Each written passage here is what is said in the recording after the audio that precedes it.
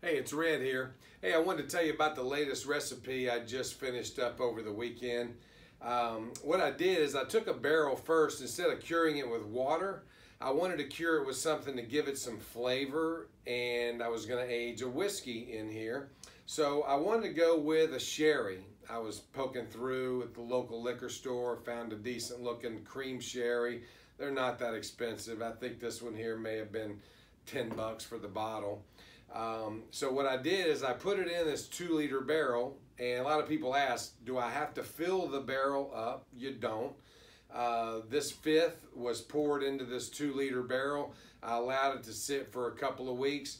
It swelled the barrel, cured it up, and gave it nice soaking with the sherry throughout the full 2 liters. After that, poured it back in the bottle. You can see perhaps levels down to here, so probably a cup or so has already soaked into the wood of the barrel, giving it some flavor.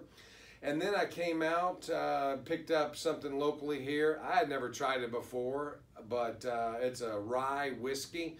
It's from High West Whiskey, and not too bad by itself, but I thought I wanted to give it a little bit of personalized flavor.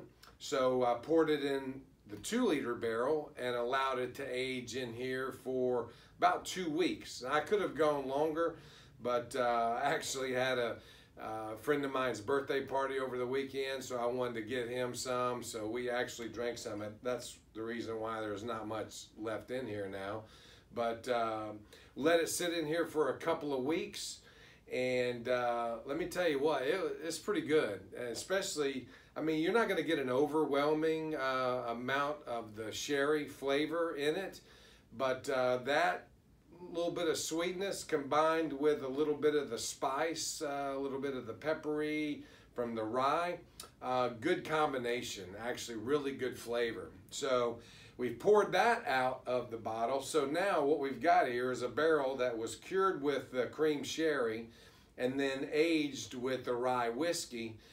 Now what we got going in here is a Manhattan.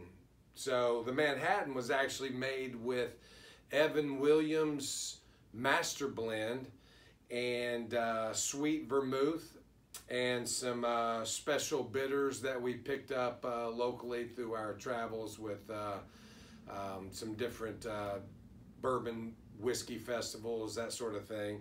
And we got that aging in there now. And I've already tasted it, and of course you can drink it right, as soon as you mix up a Manhattan.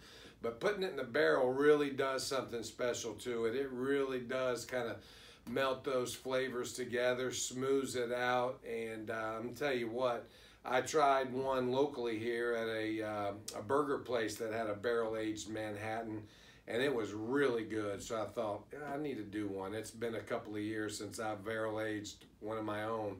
And so now that's what we've got in here. We actually put a full fifth of the Evan Williams in here, and then 375 milliliters, so it's a 2-to-1 ratio of the sweet vermouth, and then a bunch of dashes of bitters in it.